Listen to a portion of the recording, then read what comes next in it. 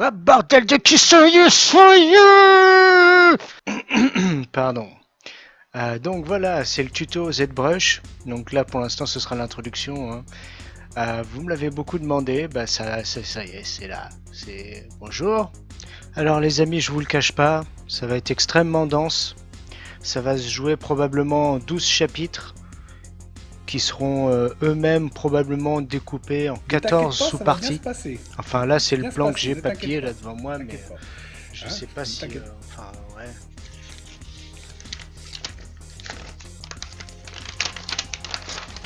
Ah, c'est le bordel. On verra. Alors déjà ZBrush Kesako. Alors c'est un des outils de modélisation standard de l'industrie du jeu vidéo, du cinéma et tutti quanti.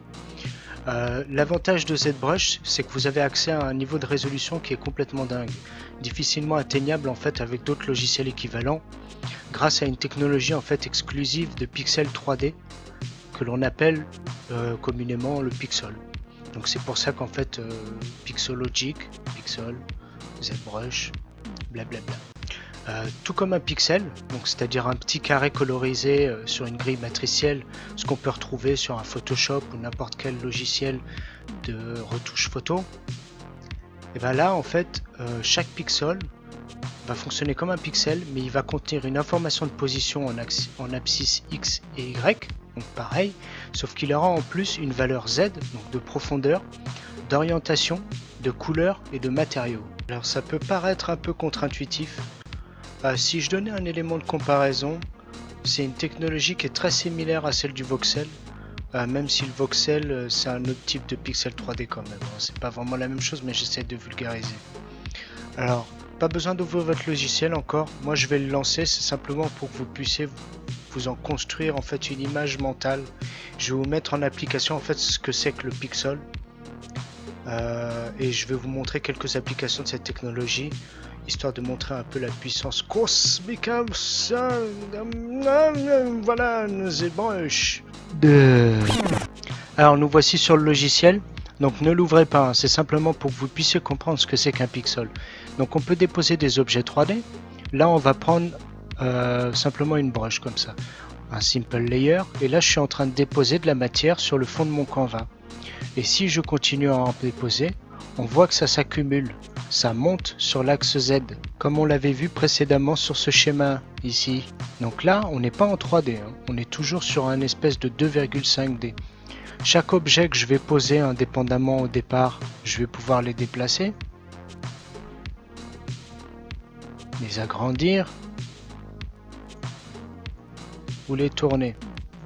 Mais ça s'applique uniquement sur l'objet que je pose sur le moment, parce que là j'en pose un deuxième, les autres ils sont automatiquement figés en 2,5D. Donc là par exemple, admettons on a fait une composition, donc c'est toujours pas de la 3D, hein. Là si je peins encore avec mon layer, ça va se superposer par dessus. Alors attendez, hein, on va nettoyer le Canva, donc calque, effacer, voilà. Ça c'est pour bien illustrer la chose. Par exemple, si je pose un objet en 3D, on remarquera que c'est l'objet qui tourne. On ne tourne pas autour de l'objet comme dans un logiciel de 3D classique. Donc ça c'est lié justement à cette idée de technologie du pixel. On rajoute un simple layer brush par-dessus. Ce qui va se passer en gros si on s'en fait une image, c'est comme ça. Alors on va faire un petit schéma à la Zob. Donc imaginez que vous êtes face à une boîte en carton. Donc vous avez la tronche dans une boîte en carton. Donc la boîte en carton en perspective, avec l'œil de mon observateur, donc la caméra. Vous êtes en train de regarder le fond de cette boîte et vous avez un objet en 3D qui est devant. Ce qui va se passer, c'est qu'il va se figer sur l'arrière de la boîte, donc avec cette technologie 2,5D de pixels, donc de la 2D. Et plus je vais rajouter d'informations de pixels sur le fond de ce Canva, plus ça va déformer en fait l'objet en 3D qui lui mathématiquement est présent dans le logiciel. Vous le voyez pas.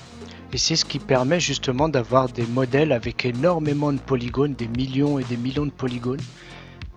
Mais vous le voyez jamais affiché en 3D en face de vous, c'est simplement une projection en pixels de votre objet.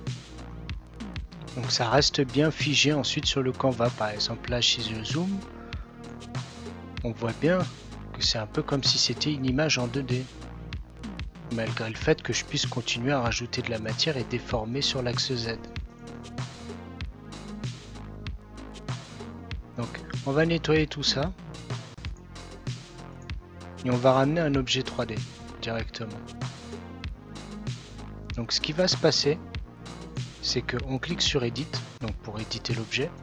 Et là, si je clique, il va me dire que mon objet, je ne peux pas le sculpter, je ne peux pas faire cette projection pixel, parce que mon objet est un objet mathématique. Il faut le convertir en polymèche 3D. Et là, à partir de là, je vais pouvoir commencer à le sculpter. Donc la qualité de mon sculpte va être déterminée par rapport à la géométrie de mon modèle. Donc si j'augmente la géométrie, là on voit que c'est beaucoup plus fin. Quand je vais sculpter, j'aurai une meilleure définition. Par exemple, on va le faire là-haut. Voilà. On va prendre un truc plus fin pour qu'on le voit bien. Donc il utilise la projection du Canva en 2,5D.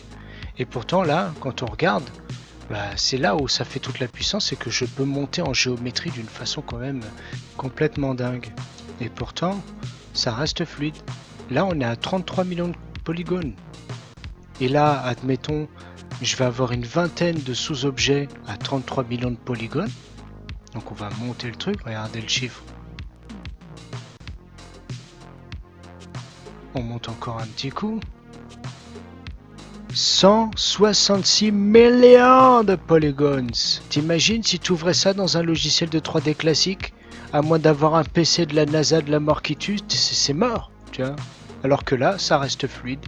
Et là, tu te dis, oh, what the fuck, c'est impossible. Mais en fait, attends, on va aller encore plus loin, mon ami. On réinitialise vite fait le ZBrush. On va aller chercher un plan en 3D. Donc pareil, on passe en mode edit. Tout ça après, là, on est en train de le survoler. Hein. Quand on fera les vrais épisodes d'explication, je vous donnerai tout le truc en application. En 16 000, c'est peut-être un peu beaucoup là pour ce que je veux. On va se mettre, voilà, un petit cran au-dessus. 4 millions, c'est pas mal. On vérifie. Là, je regarde juste, c'est la résolution que j'ai à peu près. Et on va aller mettre une couleur en blanc.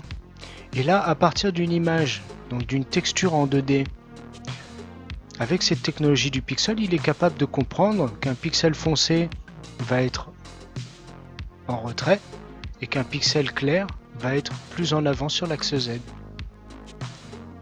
Donc pareil, hein, cette roulette, tous ces trucs là on va le voir ensuite. Hein. Là c'est vraiment juste pour que vous compreniez les applications du pixel et la puissance du bordel. Et là, à partir d'une image 2D, je vais pouvoir générer des déformations géométriques sur un modèle. Donc vraiment, voilà quoi. C'est holy shit. Et après, il y aura plein d'autres applications dans le style. Donc on peut peindre aussi des informations de couleur et de matière. Donc là, par exemple, j'ai coché MRGB, ça veut dire matière et couleur. Et là, on texture et au même temps, on crée le volume. Enfin, la géométrie, en gros. On déforme le modèle géométrique. Complètement dingue, hein. Voilà, donc cette introduction est finie. Le but, c'était surtout de vous donner la philosophie et la technologie du logiciel pour bien comprendre ce qui se passe derrière. Et maintenant, on va commencer à enchaîner les chapitres au prochain épisode. Donc on va commencer à taper l'interface, ensuite on verra comment customiser cette interface. Ensuite, on prendra quelques petites bases avec des brushes, comment sculpter, ce genre de choses. On va aborder énormément de... Je sais plus, sur mon papier j'avais mis un truc pas possible. Alors je sais pas si vous avez remarqué, mais là le son du micro est un petit peu mieux. Ça c'est grâce à Utip. Je me suis acheté une alimentation fantôme pour le micro parce que c'était un BM800 et je savais pas qu'il fallait du courant dedans. Comme d'hab, hein, tu retrouveras des liens aussi dans la description en dessous de la vidéo. N'hésitez pas à passer sur la chaîne en live de Twitch. En ce moment, tous les 10 000 Utip visionnés, il y a un giveaway. Donc vous venez en fait directement sur la chaîne et ensuite vous tapez point d'exclamation giveaway et ça se fait tout seul, vous vous enregistrez comme ça. Sur ce, je vous fais des zooms, je vous dis à la prochaine et donc le prochain épisode ça va être présentation de l'interface et customisation de cette interface. Et là, ça va être moins drôle, vous allez en chier. Allez, tchuss.